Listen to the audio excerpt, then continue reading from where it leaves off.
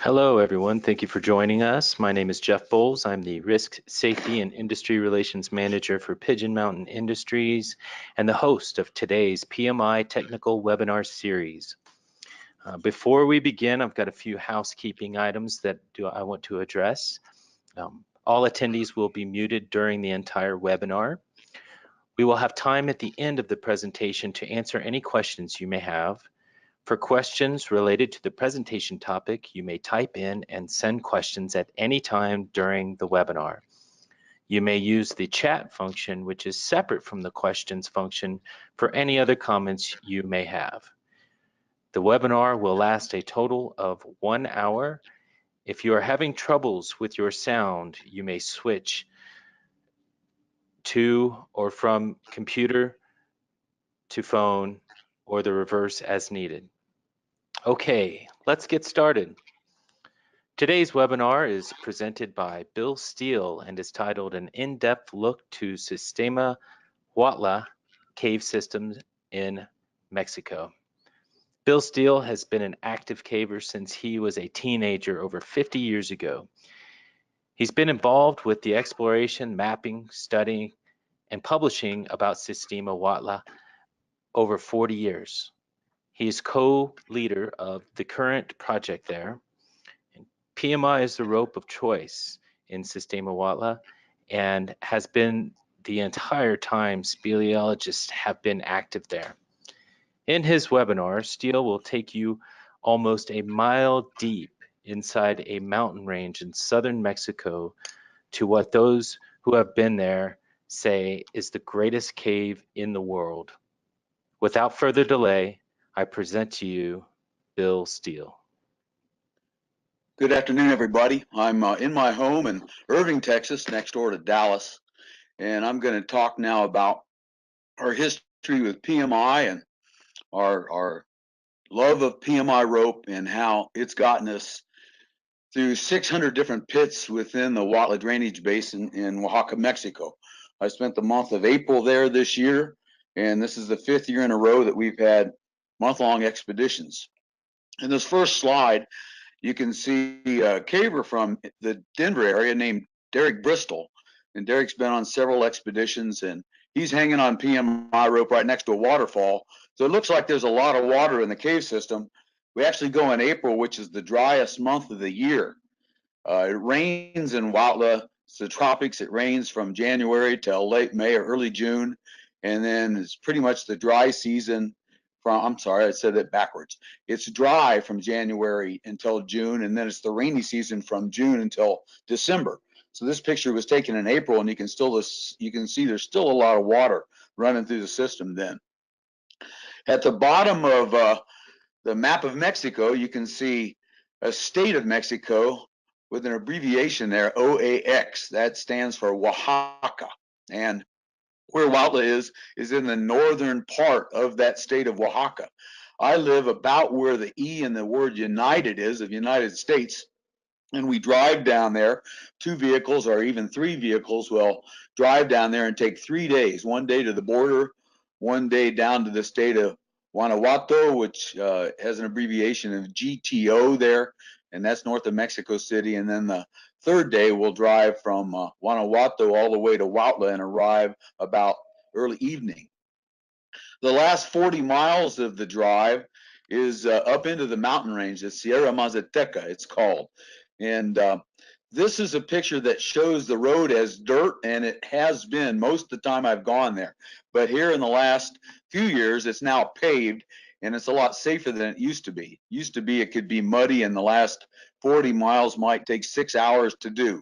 But now with it paved, it's about an hour-and-a-half drive to do the last 40 miles because it winds, as you can see, back into the mountain range, and there aren't many guardrails as you go. The first entrance of Sistema Huautla that was entered is the Sótano de San Agustin entrance, the largest one of the now 25 entrances to this cave system that, as I'm speaking, is now 53 miles long, 5,117 feet. And if anybody listening uses metrics, that's 1,560 meters and 85 kilometers in length. Here's a woman, this is Yvonne Drums from Virginia on the rope in this picture. The entrance drop is about 270 feet. And then there's a long, steep gully that is rigged along the left wall where it looks mossy there. And then into the darkness into a big room called Sala Grande, the big room in Spanish. That's a Dave Bennell shot. He's the editor of the NSS News. This is looking back up that drop. We call this pit the jungle drop. It's got a lot of vegetation, as you can see, and the path that's worn down where the rope goes actually grows back every year. So when we go back in this entrance, probably in 2020, this entrance will be used again. We'll have to rappel this drop with the rope coming out of a bag and swinging a machete below the rappeller, obviously, and clear it again. And then it's slick and kind of slippery as you climb it. That's why we call it a real caver's pit, because you got to like caving to like that pit, because it is slippery and difficult. This picture was taken in April of 1967. I wasn't there. I hadn't gotten to Mexico yet. These were all cavers from Texas at the time, and you can't see any PMI in this shot because PMI hadn't been started yet. In fact, I think all the rope in this picture is gold line. It was nylon, of course, but if you've been around long enough to have rappelled and climbed on gold line, you'll know that it spins in free fall and stretches a lot and bounces a lot. So we don't miss it a bit. There's not much of it around anymore, in fact. But these cavers are in their mid to late 70s now. I know a couple of them. Terry Raines is in the lower left. He took this picture, self-timer. And this was taken in, like I said before, April of 67. One thing that's interesting to me about this picture is that it was taken the same day the Golondrinas was descended and ascended for the first time in early April 1967. In 1977, I took my first trip to Huautla. This picture was taken in Austin, Texas. That's Bill Stone's truck in the background. And we all pooled our ropes and borrowed ropes from the University of Texas. I can see a gold line there, kind of trying to escape out of that pile of coils. But a lot of those ropes there are Kern Mantle construction, like PMI is, and the spool of rope you see there is a brand new spool of PMI. I'm not sure exactly when this picture was taken, but it might have been in the early 80s. But we started annual expeditions in 1976 and went pretty much annually until 1994. So that's 19 years in a row, and explored a lot of what's known today. We were the second wave of cavers to go there, and we still go there. This is what the surface looks like there, and what you see here is just right over the meat of it. There's probably as much as 10 miles of cave beneath what's in this view, and the lower part of the system is beneath what's in this view. We have ascended many places. This drop was actually ascended from beneath the first time, and what's interesting about this drop is you're seeing a guy climb a rope that had hung there from 1979 until this climb right here, pictured in this picture, which was done in 2014. So that rope was trusted to be good enough to climb after all those years from 1979 to 2013. And the big thing when you leave a rope rigged in a cave is, what's it rigged to? Is it rigged to metal, or is it rigged to a natural? And we kept notes about such things. There are a few ropes left in Sistema Huautla through the years because there was an ascent done and the rope needed to be left in place. So this is Corey Hackley from West Virginia. You might think he's a brave soul, but we had tested the rope a bunch with a couple people hanging on their ascenders, bouncing up and down, and our notes indicated that the rope was tied to a natural rig point. So he climbed it, and we took divers up there in 2014 and extended the cave. This picture's taken about 2,200 feet deep in the system using the Sotana de San Agustin entrance. PMI has been used just through the years because we think it's the best rope out there. And Huautla requires a lot of tricky rigging, a lot of Tyroleans, a lot of traverse lines. Sometimes you rappel down to a loop and climb up the other side. So people are very well versed in vertical caving to take on the challenges of this cave system. This drop is 77 meters free fall, about 250 feet. It's when you get to the top of it, it's right at 500 meters deep when you get to the top of this drop. So I like telling people when we get there that you are now deeper than any cave in the United States. And this cave gets kind of awesome at that point. You can hear roaring waterfalls below. And we call that the wide-eyed zone because people that haven't been outside the United States and haven't done caves deeper than they are in the United States will look a little wide-eyed when they get to a point they know is deeper than anything in the United States, and then you can hear that roaring water down below and face an awesome free fall drop like this. We've had many underground camps in Huautla. This is Camp 3, which is about 600 meters deep or about 2,000 feet deep. It's been used several times, starting in 1979 and used as recently as 2014. One thing I really like about this picture is that fault displacement on the wall in the background. You can't even match up the beds. So you can see that there was a lot of displacement, and when the folds of these mountains occurred, it left some cavities in the fault zones, which then have been eroded out through the years, through many years, to form a significant cave system. Anthodite Hall is close to where that last picture was taken. You actually climb up to get to it, and it's the just the shining gem of Sistema Huautla. It's a breathtaking large chamber, about half the size of a dome stadium. Like I said, I live near Dallas, Texas, and the Cowboy Stadium is here, and Anthodite Hall is about half again the size of it. It seems incredibly old when you're in there. You can see big mud cracks, and we don't have a good age on it. But however, I think this summer we're going to get a date for how old the system is, because we got a permit and we brought back to the United States a stalagmite that's being tested by a university to tell us how old that stalagmite is, and that will tell us that that cave passage was there when the stalagmite began to grow. It's named after anthodites, which of course are calcite formation, but they grow because of the humidity and wind patterns. They grow with incredible beauty and delicate rock flowers. They're just breathtaking to see, and some of the best examples in the world are there in that giant chamber. In 2013, there was a British expedition to dive the sump at the bottom of the system, which had been reached by Bill Stone and Barbara Amindi in 1994. Just the two of them had gone through a long sump and camped beyond that sump in 94. The book Beyond the Deep is mostly about that expedition, and they reached a deep sump, and that was the limit of the cave system until 2013, when the Brits formed an expedition and went to dive that sump.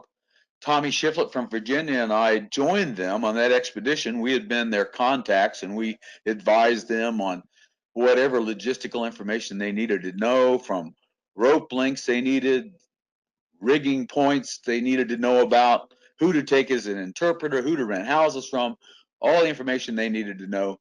And Tommy Shiflett and I decided while we were there with them that we were going to restart our project, and we set these goals and we gave it the name of Proyecto Speleológico Sistema Huautla, PESH for short.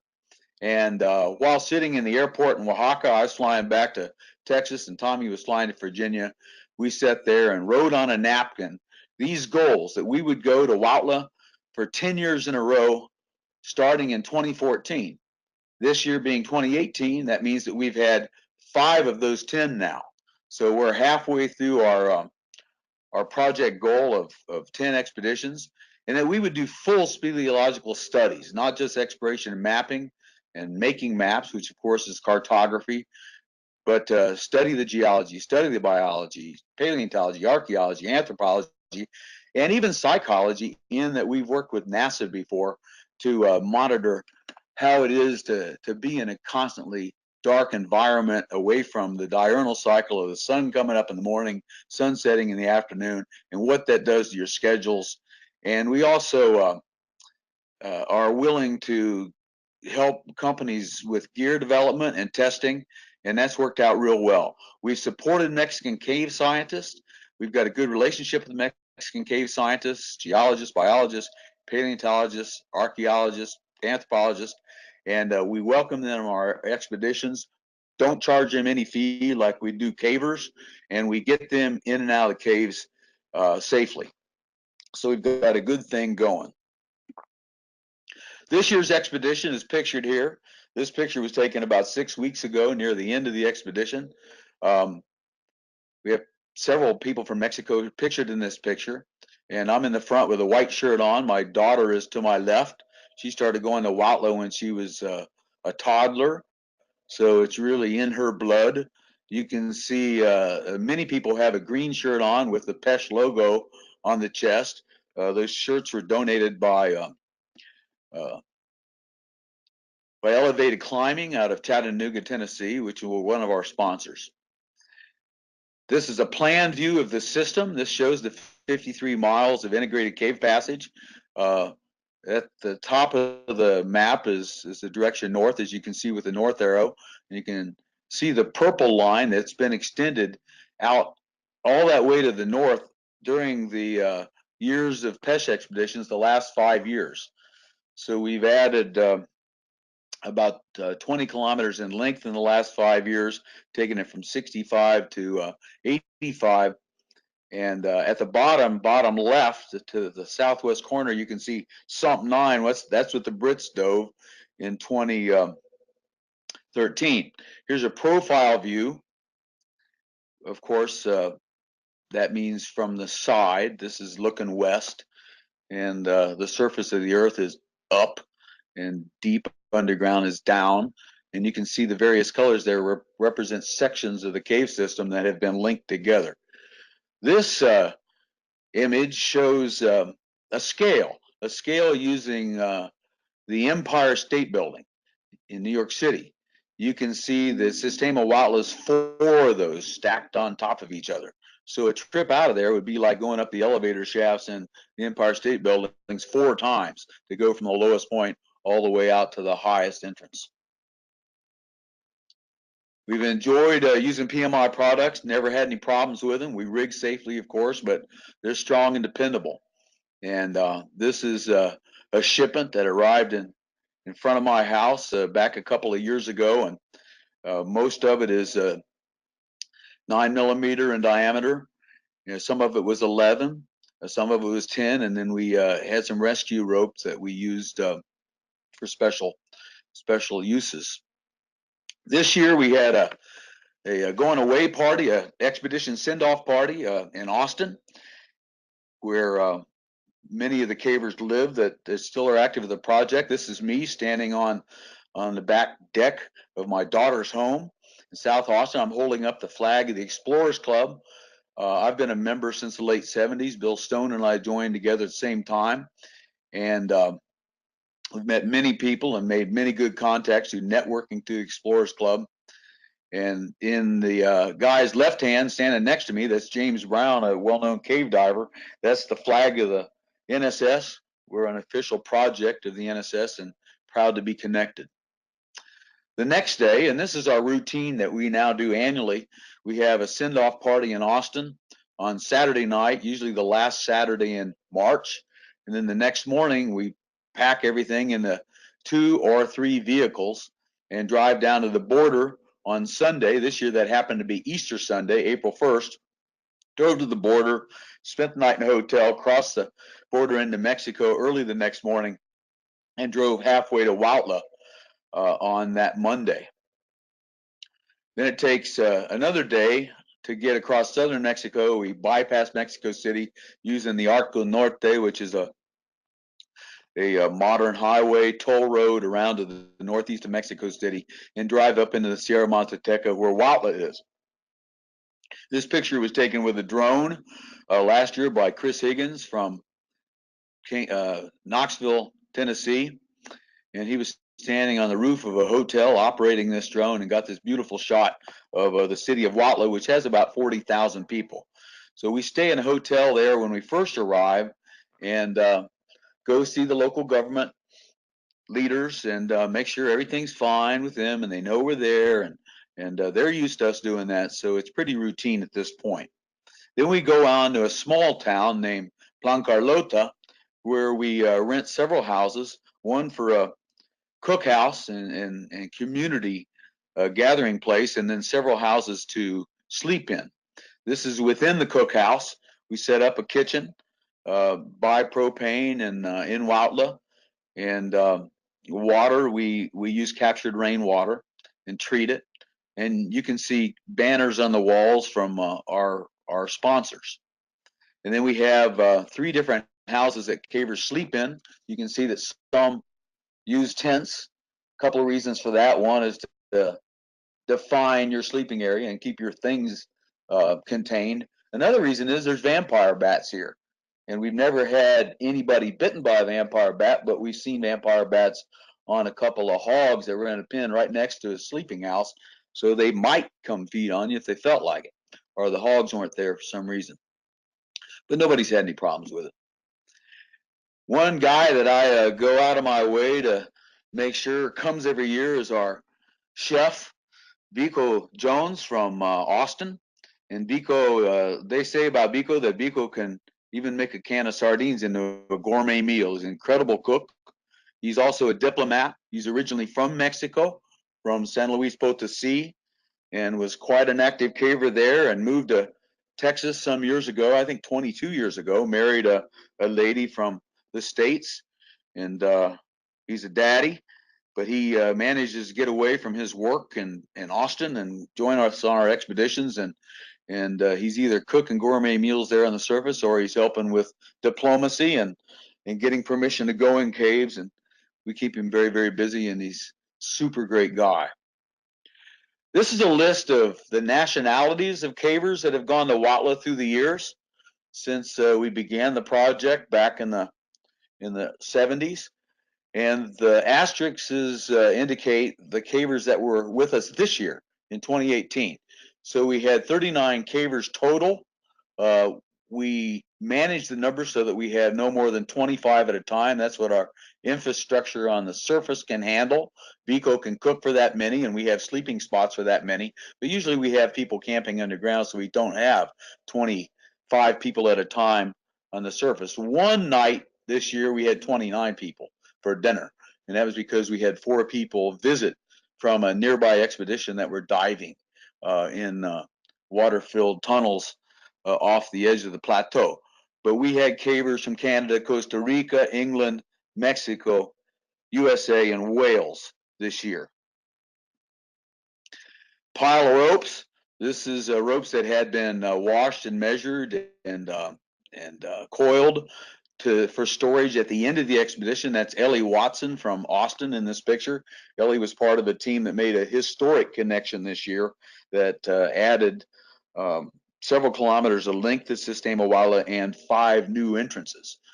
5 entrances that had been integrated into the system. So this year we went from 20 entrances to the system to 25 entrances because we added a section that was pretty much based around one big pit named the Tag Shaft.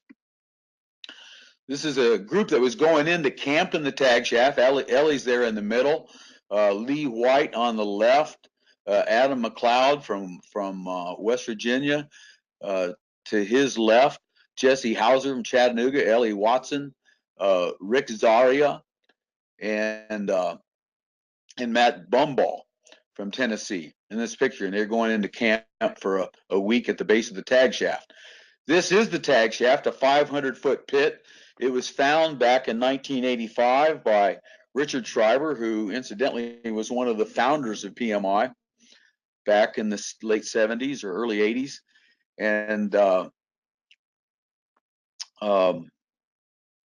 Frank Bogle and And those two guys, three guys, I guess, in total, found the tag shaft, and it didn't connect to the system. They did indicate in the notes that there were some leads left, and we got back to that a couple years ago, and this year concentrated on the tag shaft and established a camp, which you can see at the base of the shaft there. And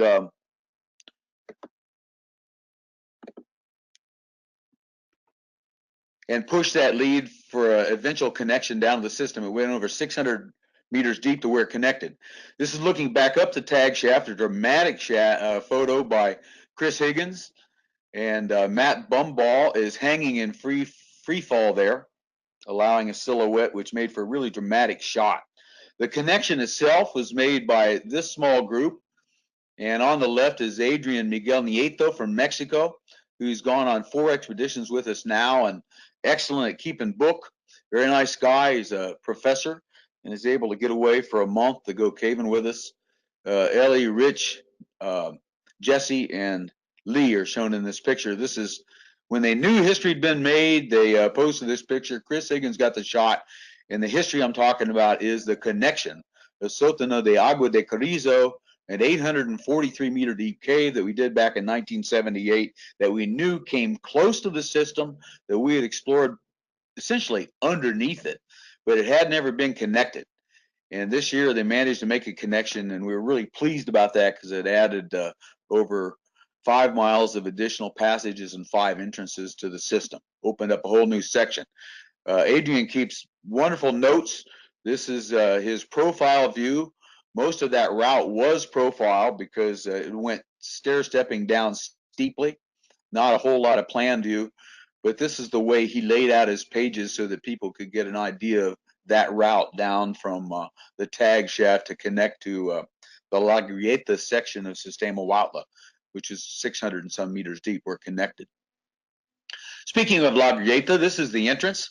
It was noticed last year that at 1 o'clock in the afternoon during mid-April, there were these beautiful vertical sunbeams that came in. So we were ready for it. And Josh Heidemann, who has won the NSS Photo Salon Best Picture, the best photo of the year a couple of years ago, he got his tripod all set up on the other side of the shaft, and Rich Zaria climbed rope while the sunbeams came vertically in, and he got this beautiful picture of the 200-foot entrance shaft of La Grieta. La Grieta stair steps down steeply. There's a 200-foot pit in there, but mostly it's drops that are in the 50 to 150-foot range, and eventually you get into some water. There's a lot of tricky rigging. You stay rigged in most of the time. This is Adam Haydock, who now lives in Las Vegas, Nevada, and is an accomplished cave photographer himself, doing a traverse line here. Another shot of Adam in a waterfall. Again, we go in April when it's the driest month of the year, but that doesn't mean it's dry. You couldn't even do these caves during the rainy season, June to December. This year, 2018, turned out because of global climate change or whatever, just a cyclical thing. It was a wet April, and it rained and rained, and we kept expecting the rainy season to start, and it didn't, and we just had to live with it. The water was higher than normal this year. This is Jason Lavender from TAG, and you can see that not all passages in Huautla are big. Sometimes you're squeezing just like any other cave. Not a whole lot of crawling, but there is some. Adam Haydock again in one of the many shafts on the La Grieta route of Sistema Huautla, and swimming in deep pools. Eventually, La Grieta, when you get down about 500 meters deep, opens up and gets very, very large. That's base level where the biggest passages in Huautla are.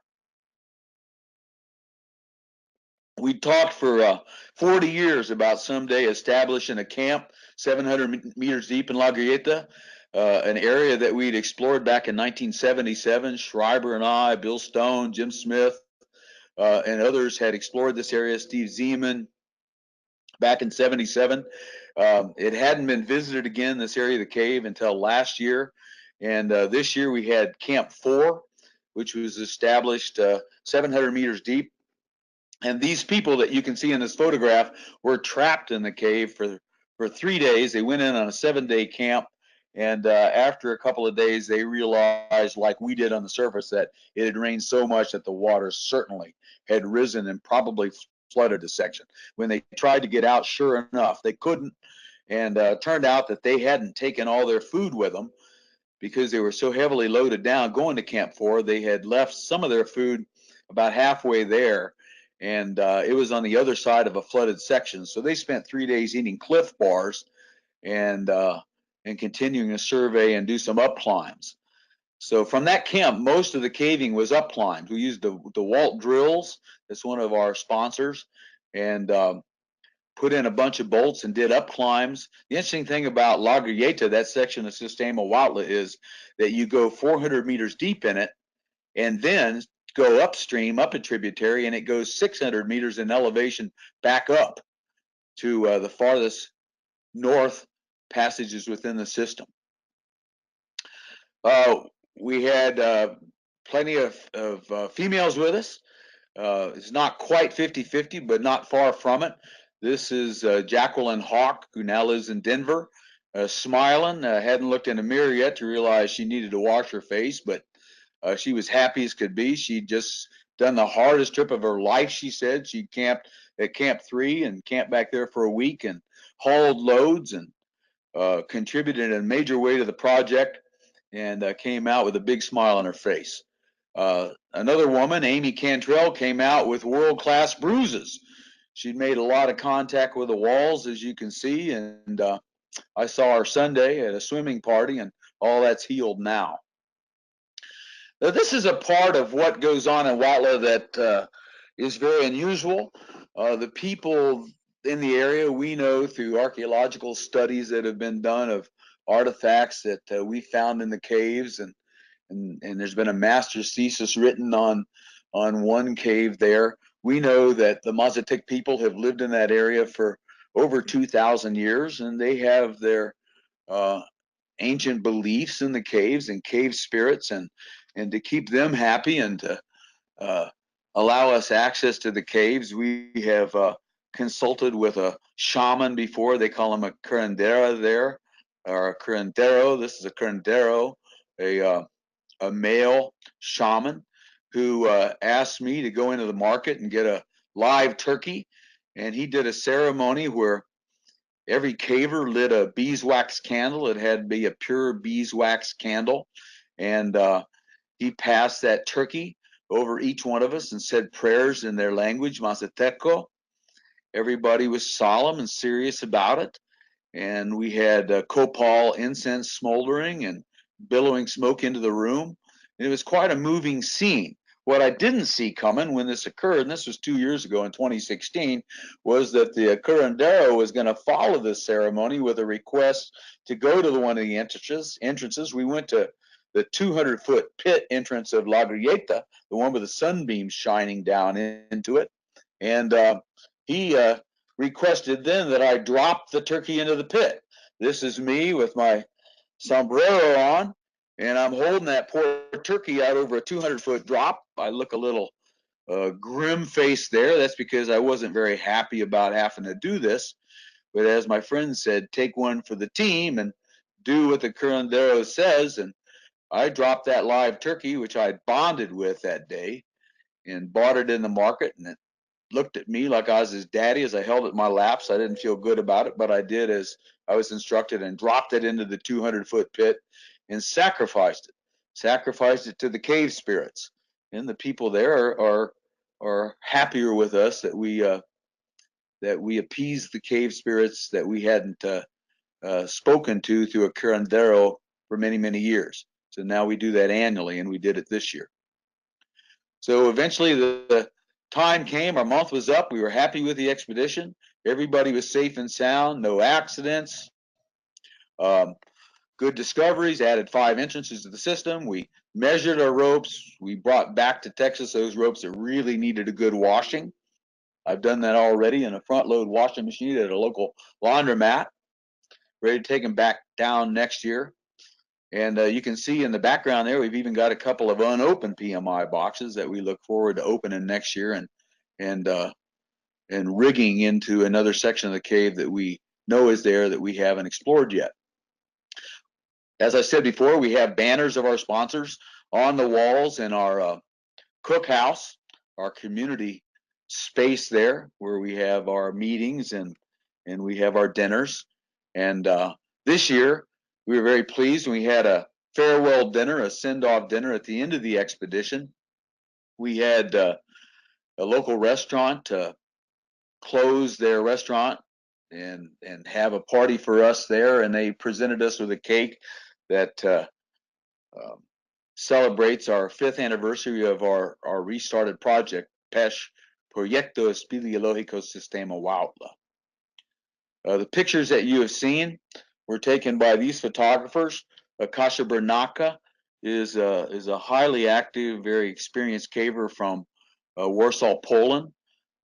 Dave Bennell is, of course, the NSS News editor and has been to Huautla on one expedition, took a lot of really good photos. Stephen Eganor lives in Durango, Colorado, an accomplished photographer, professional photographer, in fact. Chris Higgins from Knoxville, Tennessee, and you saw several of his breathtaking shots in this slideshow. Josh Heidemann, as I said before, won he had Best of Show at NSS Photo Salon a couple of years ago, and Josh had an assignment from National Geographic on this year's expedition, and that was just released a couple of years ago. It's online only, but if you search National Geographic and Huautla, you'll find it and see some of Josh's fantastic pictures.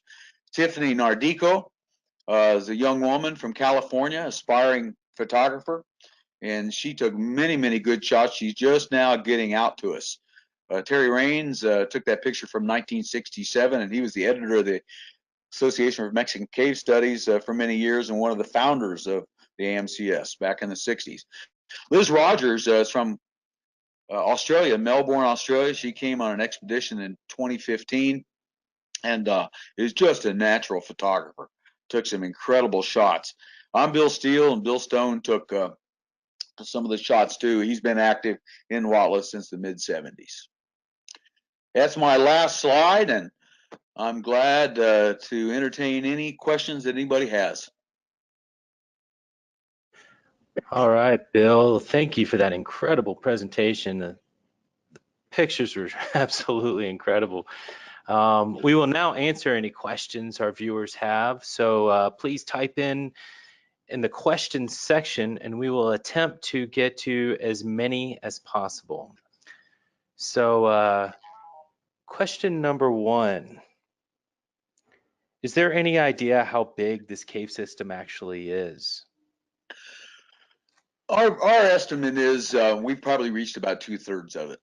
So if we've explored 53 miles, it's very likely 70 some miles long, but it could be longer. Between that Sump 9 that the Brits dove and where the resurgence is, that's about 6 or 7 kilometers in distance. It's about 5 miles.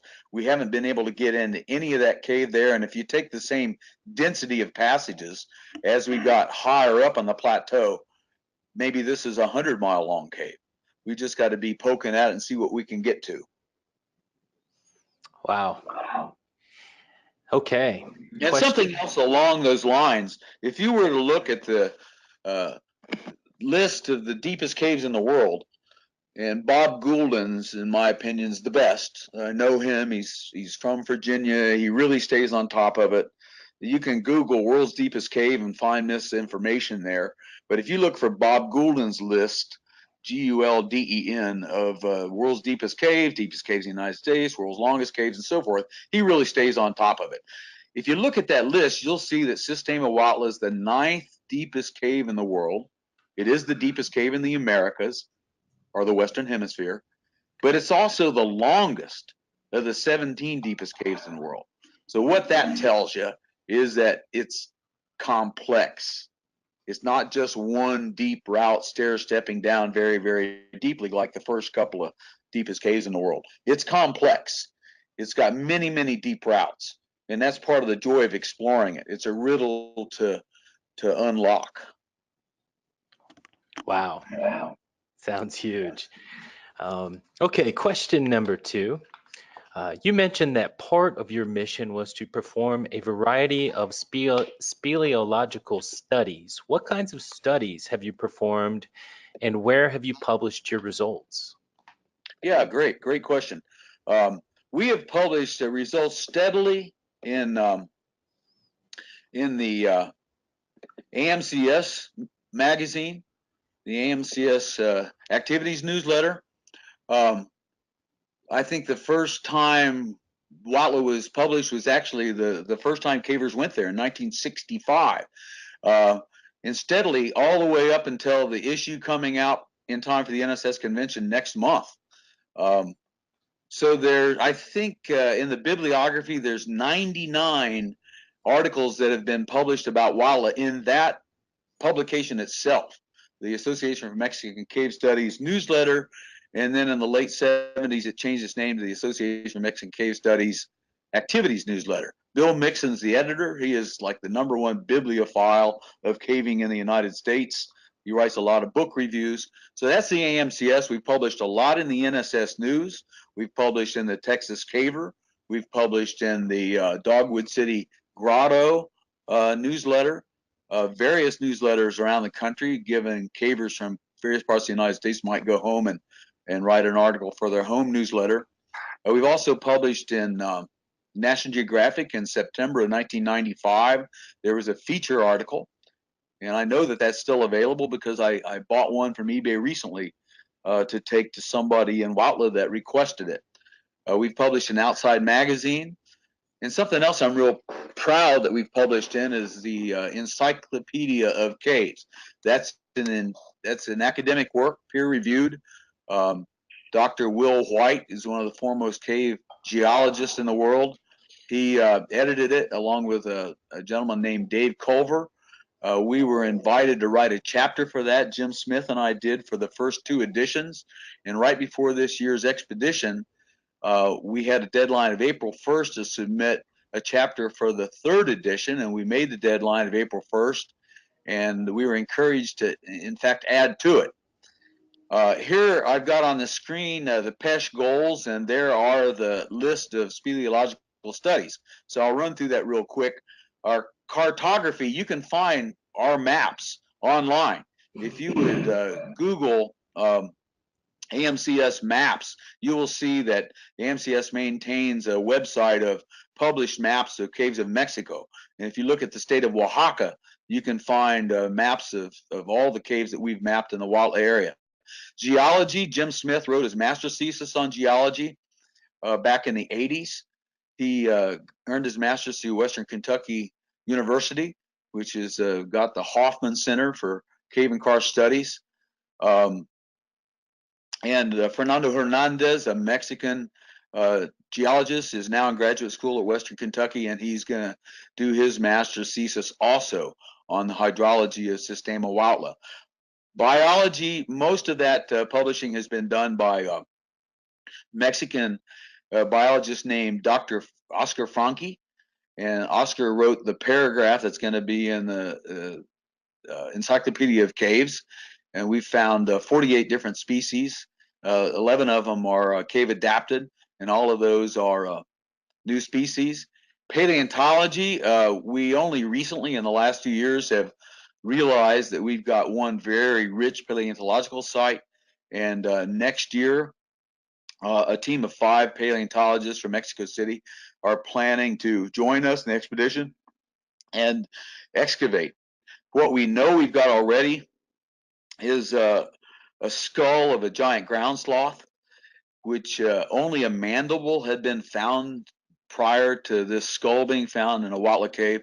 A mandible was found 40 years ago in a cave in, actually it wasn't a cave, it was a surface find in El Salvador. And paleontologists is extremely excited because the skull is the most fragile bone in the body. And if we got a complete skull, it's very likely the whole skeleton's there under a shallow layer of dirt. Archaeology has been a master's thesis written through the University of Texas, an archaeological site that we've found, and other isolated pots and human remains have been reported to anthropologists in Mexico, in Oaxaca City. Anthropology, you've got anthropologists connected with us now that are studying the cave spirits and the local beliefs. Psychology, NASA study on sleep cycles given the absence of the diurnal cycle, and so forth. So I think that's a long answer for that question. All right. Yeah, that's detailed. That's great. Thank you. In terms of the psychological effects of caving, are there what studies have you done on the psychological effects of caving, and are there identifiable characteristics of what makes a good caver? What was the last part? Are there any identifiable characteristics of what makes a good caver? uh, well, what comes to mind right off is not prone to panic, keep a cool head, and you might not see that in somebody until it's happening. And I've experienced that. I've experienced that in these caves, in other caves. We in fact coined a term many years ago, and I heard somebody use it recently. And I turned around. I said, "Do you know how that term made its way into caving?" And that was rapture of the deep. Well, that was borrowing a term from scuba diving. That's nitrogen narcosis. That's the euphoria you get when you get nitrogen into your brain from diving deep. And a diver will tell you, you don't know how you're going to react to that until you experience it. There have been divers that have been known to take their mouthpiece out and give it to a fish that's swimming by. Just ridiculous things that you might do. Well, we borrowed that phrase from diving, but we use it in a different way. In deep caving, it means you're overextended, you went deeper than you probably should have, and it's eating at you and it bothers you. And I've had a caver before look around at me and say, I don't even know if I can make it out of here. And then you realize you got rapture here. You got somebody that's so overwhelmed with having rappelled all day long, and now they're thinking, I've got all those ropes to climb back up, and I'm already tired. And I've done before what I call a verbal rescue, a verbal assist, meaning I just stick with them and talk them out. You just got to pace yourself. Don't worry about it. Climb one rope as you come to it. Just keep going. If you got 40 ropes to go, don't think about having 40 ropes to go. Think about that one you see, and then go to the next one and just pace yourself. Just like encountering a long hike or 100-mile bike ride or something. Don't worry about how far it is. Just keep moving. Something about the diurnal cycle. In my book, I published a book a few years ago. I think it was published in 2009. The title's Huautla, 30 Years in One of the World's Deepest Caves. And I talked in there about a couple of examples of getting our times messed up, getting our times out of sync. And one time we went into one of the Huautla caves to camp deep underground, and we didn't pay attention to who was taking a watch. I just assumed somebody else was going to take a watch. And when we got into the underground camp, it turned out only one person had worn a wristwatch, and it wasn't digital, didn't have AM and PM on it. It just had a minute and an hour hand. Well, we didn't think much about it until we took a really long trip out of that underground camp, over 24 hours, stumbled back into that underground camp after 24 hours, really beat up and exhausted. We even had a debate whether we were going to cook dinner or just get our sleeping bags, go to bed. We cooked dinner, we went to bed, we slept, and we didn't know how long we'd slept. We got up the next day and we had two schools of thought. We'd either slept 8 hours or we'd slept 20 hours. Which was it? We didn't know. I was in the school of thought that thought surely it was only 8 hours. I can't sleep 20 hours. No way. I don't care how tired I am. Well, we didn't really know till we got to the entrance at the end of the trip. And I was one of the two people that got to the entrance first. And I came out and I looked at the sky and I said, aha, see, we only slept 8 hours. It's dawn. Well, I was wrong. It was dusk. It was 12 hours later than I thought it was. We had slept 20 hours. And another time we organized our meals very very specifically with piles of breakfasts for 7 days, piles of lunches for 7 days, piles of dinners for 7 days. We had 7 days worth of food. We went in the cave, and what ended up happening was that we just fell into this routine where our days averaged longer than 30 hours. Our days were 32 hours long. So we were in the cave 10 days, but underground it was only 7. So the people on the surface after 7 days were worried sick because what happened? Why didn't they come out? They're out of food. And when we came out 3 days later, they thought we hadn't eaten for 3 days, but actually we'd eaten every meal. It's just our days average longer. Wow, that's incredible. Um, okay, we have a question now about the tag shaft. It says they're a little confused on that. So y'all were in La Grieta and found it from that entrance. Can you No, I'll explain that. The tag explain more about shaft, the tag shaft? named after tag in the United States, Tennessee, Alabama, Georgia. Um, and that's been used for, I don't know, 40 or 50 years as an area in the United States describing, probably the richest caving area in the USA. Um, it was found in 1985 by Jim Yeomans. I didn't say his name earlier. Jim Yeomans, Richard Schreiber, Frank Bogle. They went up into a wooded area near this cave, Sotano de Agua de Carrizo, that we had explored in 77 and 78. They were looking for another cave up in that area, not far from where we'd explored big parts of Sistema Huautla. They explored a cave named that they named Nita Natal. Now, Nita Natal is Mazateco, means wind cave. So it had a lot of air blowing in it. Natal is wind, and Nita is cave in Mazateco. So they explored this cave back to this immense shaft, 500-foot shaft. Probably the best pit of the 600 in the karst drainage basin of Sistema Huautla.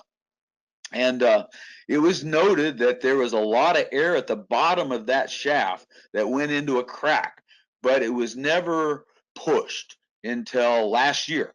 Last year, when we had a list of objectives, it was remembered. I think it was remembered by Frank Bogle that, hey, there's this great lead that we saw back in '85 that you guys really ought to go back to. And so we did, and went down the tag shaft.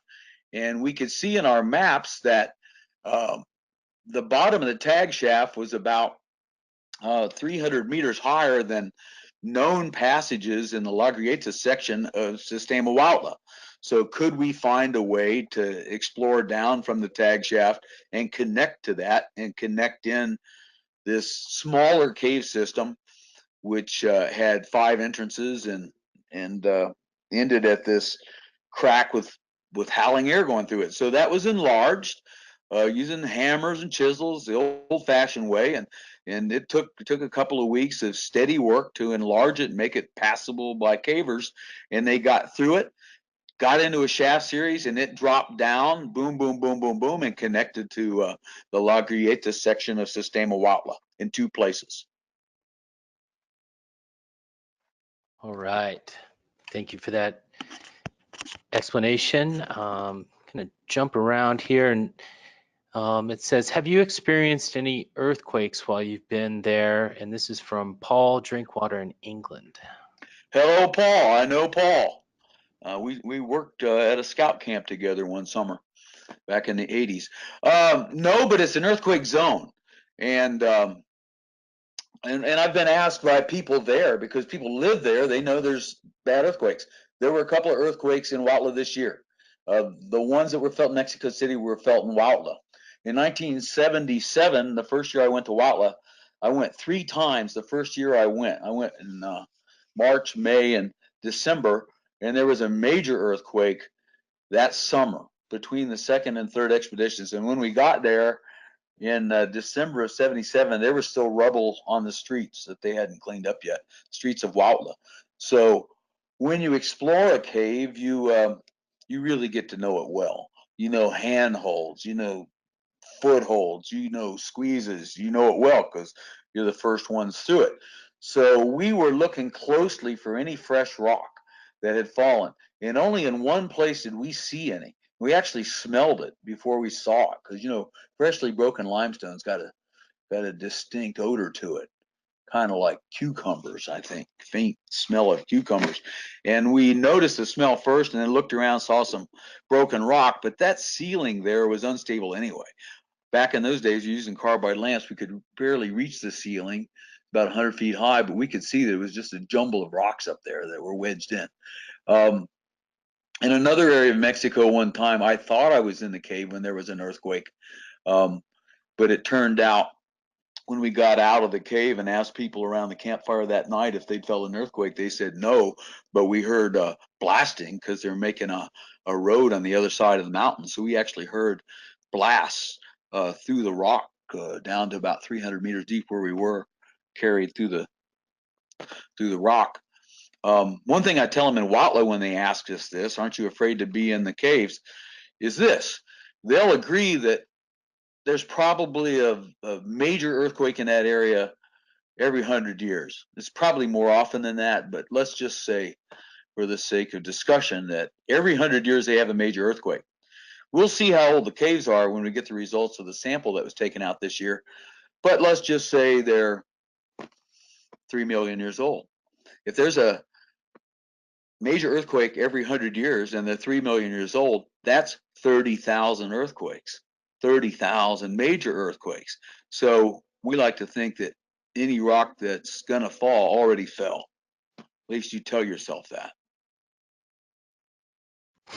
Right. Okay. Um, Here's another one. It says, "Hi, Bill. It's Leah Hill from Bexar Grotto. Where is that endless water pit you were talking about?" Endless water pit. Endless water pit. All pits have ends. So I've been down some called bottomless pit, but guess what? There was a bottom down there. It just takes a rope long enough. I wonder what you're talking about. Endless.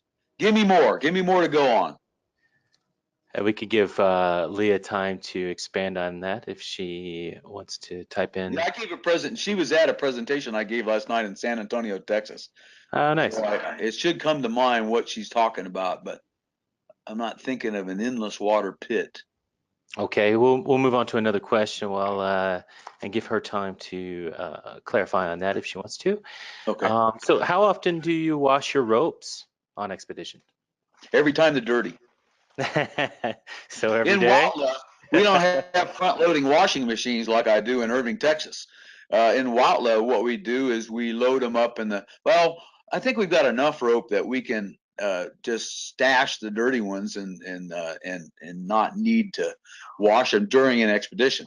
We got enough extra rope. But if a rope gets especially dirty and we need to go wash it, what we do, there's a nearby town named Rio Santiago, and that's the Santiago River. And the Santiago River sinks in that town. There's another big cave system over there that Tony Akers from Indiana is trying to find a way into. It's a neighboring project. But before the water sinks, it runs under the road, so you can drive right down to it, and there's a convenient cascade, and we take a scrub brush down there, a nylon brush, scrub brush, and we'll wash ropes there. Just in water. But in a front-loading washing machine, we'll use a mild detergent and really get them clean. Gotcha. Let's see. So how long is too long to stay underground? Have you done any research on the effects of extended time underground? Um, well, not like Michel Siffre did. Michel Siffre, this Frenchman, um, I think I was in high school when I read his book Beyond Time, and he did a experiment. He was a human guinea pig. And he did an experiment where he stayed in a cave in France for 6 months, and and didn't have any way to know what time it was. He had a telephone line to the surface, and he would call when he woke up in the morning, and he would say, I think it's such and such a date, and I think I slept 8 hours. Well, he was way off, because when they came to get him after 6 months, he wondered why they were 2 months early. So he thought only 4 months had passed, but actually 6 months had passed.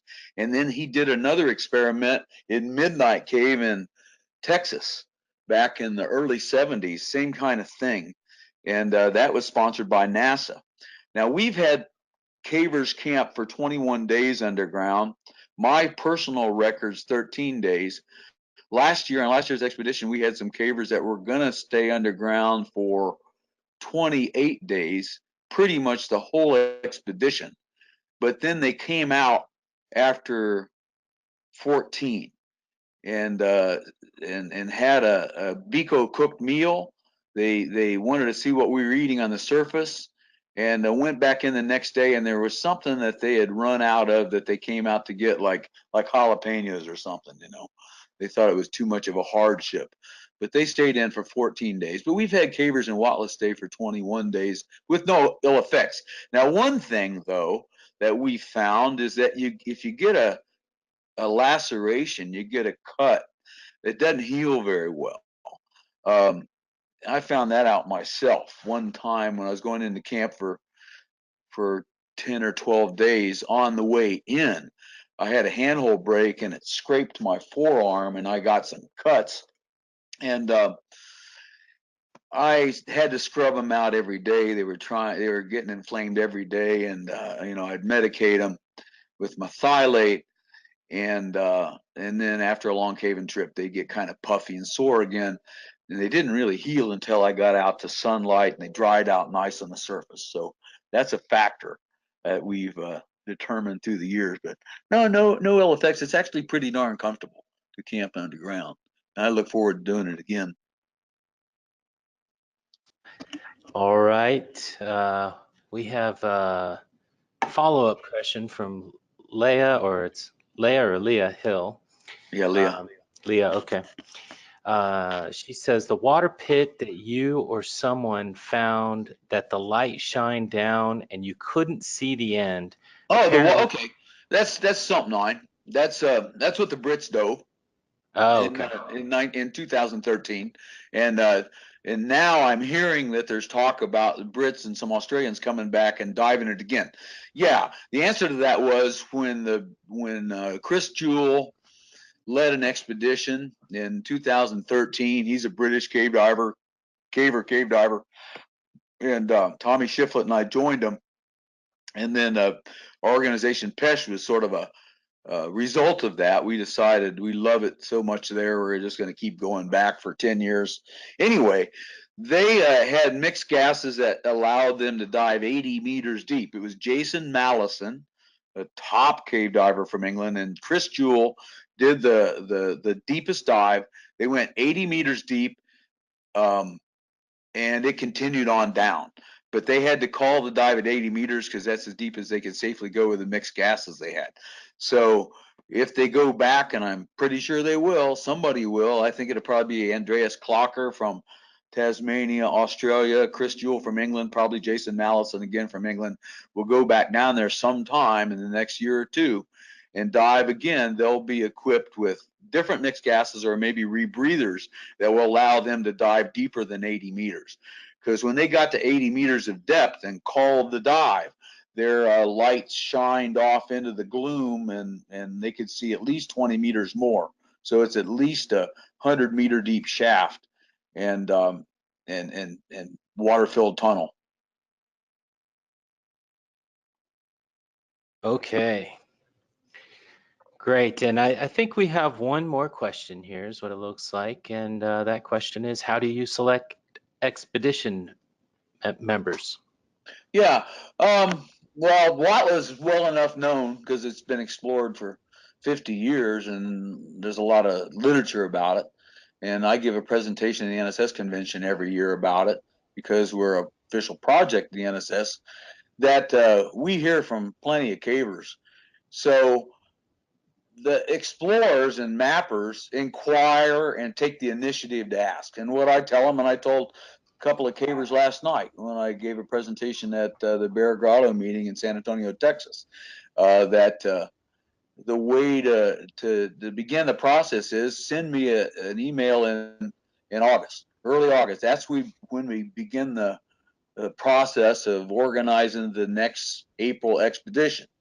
And what's been interesting to see over the last 5 years of organizing expeditions is that, let's say at the NSS convention, after I give a presentation, I'll probably hear from 15 or 20 cavers that are interested in pursuing a slot on the next April's expedition. I'll tell that 15 or 20 people, write me in early August. That's when we start making up a list, and then we see who we can fit in, because we've only got 4 weeks of caving and we can only accommodate 25 people at a time.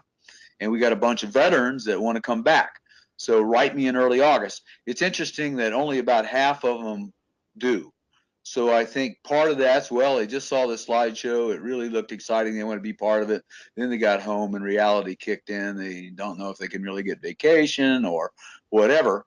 And I hear from about half of those. So maybe 15 that approach me at a convention, maybe 7 or 8 will actually send an email, and then we see who we can fit in, and see that people are really qualified. Because in fact, I had a guy, I think it was at Speleo Fest, where I was the keynote speaker last month up in near Louisville, Kentucky. I had a guy come up to me and say, hey, I really like to go on one of these expeditions, but I'm really not much on vertical work. And I said, well, you realize that's what it is. And he said, well, I can do pits. I said, well, you got to do pits carrying a heavy load. I mean, that's what it really comes down to it. Well, can I be a Sherpa on the surface? I said, well, not really, because we can pull the vehicles up to within about 50 feet of the house that we rent. So that's not far to carry stuff. And usually we have a bunch of kids swarm us and ask if they can carry stuff. So, we don't have many spots on the surface, really. We got a chef, and we got, a couple of people that help just keep infrastructure running, but mostly it's deep caving, carrying load. So first question I'll ask somebody is, have you done many deep multi-drop caves? If you haven't, then you need to go do some in Mexico or TAG or in the Rockies of Montana or wherever, to see what you're really talking about doing, because climbing ropes for 10 hours at a time up maybe 30 pits in a row, and some of them ranging from 200 and 300 feet deep, is a lot of really hard work, and you got to be in tip-top shape and quite a good athlete and know your vertical work to do that kind of thing. Got it. Well, that's all the questions that we have, and there were some really, really great questions out there. And I just want to give you the opportunity to add any final words that you might have at this time for our attendees. Well, I'm going to go again. We've already got a good list of objectives for 2019, and we're going to revisit a couple of caves that we did back in the 80s that we remember major leads in down deep. So we're going to see if we can't pull them into the system. If you come to the NSS convention, and I hope everybody listening is coming to Montana, because it's going to be a fabulous expedition. Convention. I can't wait to get there.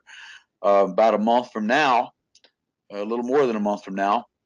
But I'm going to give a presentation there about this year's expedition. It'll be somewhat longer than this one's been for this webinar.